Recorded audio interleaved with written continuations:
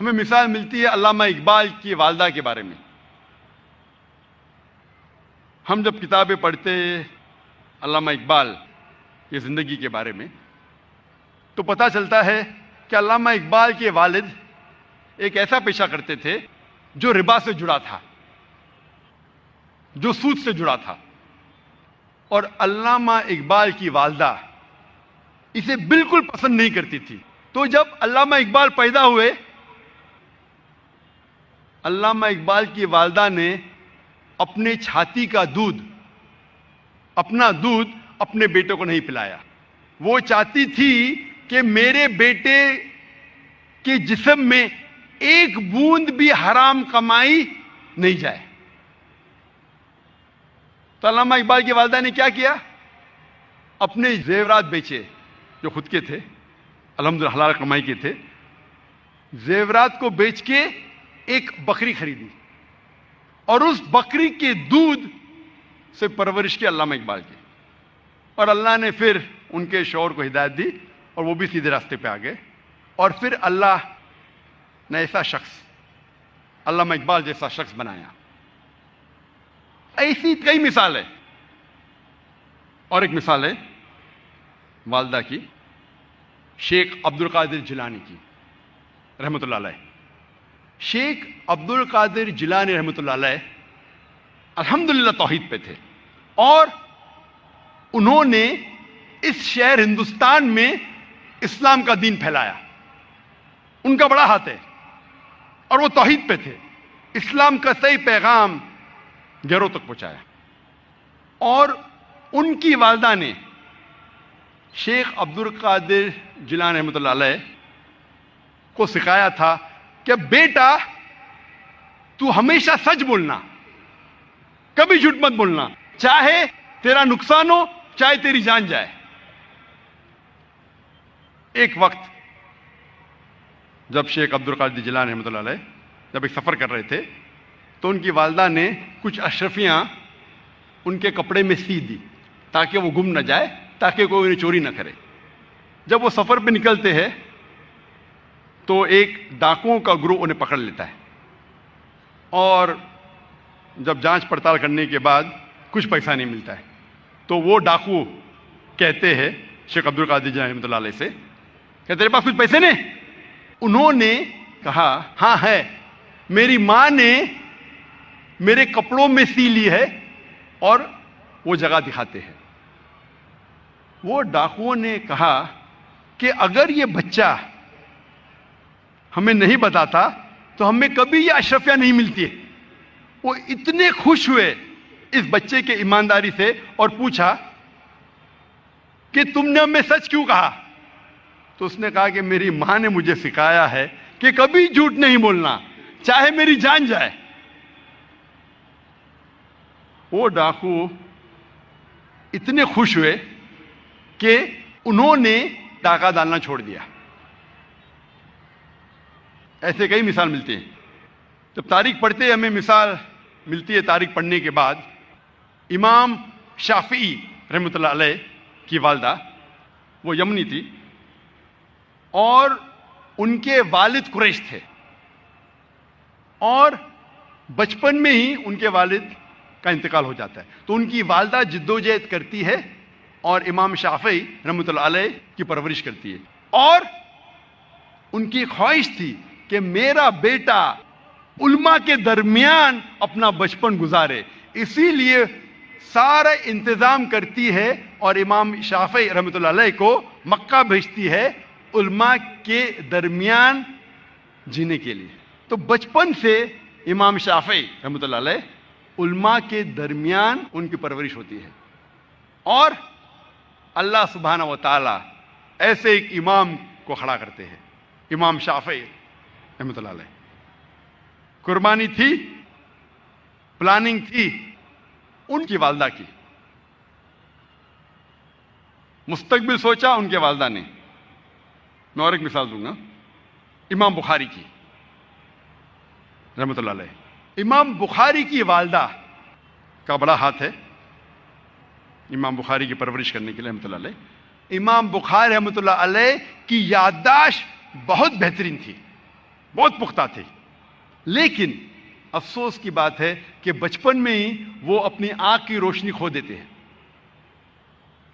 آنکھ کی روشنی کھونے کے بعد اس وقت کے سب سے بہترین ڈاکٹر کو دکھانے کے باوجود ان کی آنکھ کی روشنی نہیں آتی۔ اس کے بعد امام بخاری رحمۃ اللہ علیہ کی والدہ روز لگاتار اپنے رب، اپنے خالق اللہ سبحانہ و تعالی سے دعا کرتی ہے کہ میری بیٹی کی روشنی لوٹا دے۔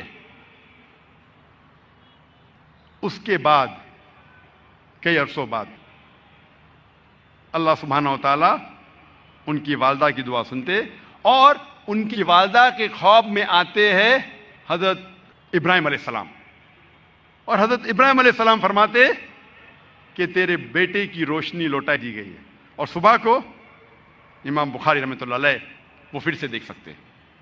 تو یہ مثال ہے والدہ کی، کس طریقے سے انہوں نے اپنے بچوں کی پرورش کی۔ میں اور ایک مثال دوں گا۔ دو لوگ تھے جو آپس میں بہت محبت کرتے تھے، فاروق اور صالحہ۔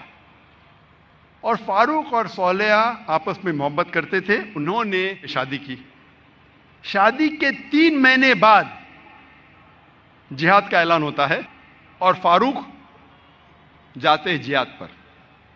جہاد کے جانے سے پہلے وہ اپنی اہلیہ، اپنی بیوی صالحہ کو 30,000 دینار دیتے ہیں۔ 30,000 دینار ایک یوکے کے آدمی نے کیلکولیٹ کیا اور کہا کہ وہ ہوتے 2 ملین پاؤنڈ۔ 2 ملین پاؤنڈ کو میں تبدیل کروں گا روپیے میں، ہو جاتا ہے 15 کروڑ روپیے۔ وہ دیتے ہیں 30,000 دینار، 2 ملین پاؤنڈ، 15 کروڑ روپیے اپنی اہلیہ کو، اور کہتے ہیں کہ اسے محفوظ رکھو، اسے خرچ مت کرو، میں جہاد کے لیے جا رہا ہوں۔ اور پھر وہ جہاد کے لیے جاتے ہیں اور کہتے ہیں کہ انشاءاللہ میں 3 مہینے میں واپس لوٹوں گا۔ ان کے جانے کے چند مہینے بعد ان کی اہلیہ صالحہ کو ایک بیٹا پیدا ہوتا ہے۔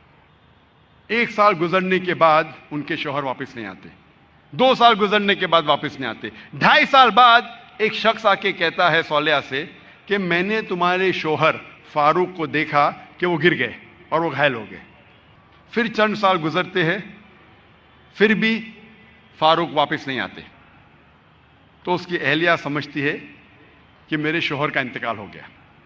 لیکن 30 سال بعد فاروق واپس مدینہ لوٹتے ہیں اور ان کی خواہش تھی کہ میں میری اہلیہ سے ملوں، لیکن وہ بہت پرہیزگار تھے۔ مدینہ میں آنے کے ساتھ سب سے پہلے جاتے مسجد میں نماز پڑھنے کے لیے۔ نماز پڑھنے کے بعد وہ دیکھتے ہیں کہ کئی علماء آپس میں علم کے بارے میں گفتگو کر رہے ہیں، اور ان میں سے ایک نوجوان، تقریباً 30 سال کا نوجوان جس کا نام تھا شیخ عبد الرحمن، وہ سب سے بہترین عالم تھا، وہ اس سے کافی متاثر ہوتے۔ پھر وہ جاتے ہیں اپنے گھر کی طرف۔ جب گھر میں داخل ہوتے ہیں تو اپنی بیوی صالحہ سے ملتے ہیں، وہ دونوں خوشی کے مارے رو پڑتے ہیں۔ اس کے بعد فاروق پوچھتا ہے کہ میرے 30,000 دینار تو محفوظ ہے نا، آپ نے اسے خرچ نہیں کیے؟ تو اس کی اہلیہ پوچھتی ہے آپ گھر آنے کے پہلے مسجد گئے تھے؟ ہاں بالکل صحیح، میں مسجد گیا تھا۔ وہاں آپ نے علماء کو دیکھا؟ ہاں میں دیکھا۔ کیسے؟ بہت اچھے۔ خوشی کی بات ہے کہ اس شہر میں ایسے علماء ہیں۔ تو اس کی اہلیہ اس سے پوچھتی ہے سب سے بہترین عالم آپ کو کون لگے؟ تو فاروق کہتے سب سے بہترین عالم تھے شیخ عبد الرحمن۔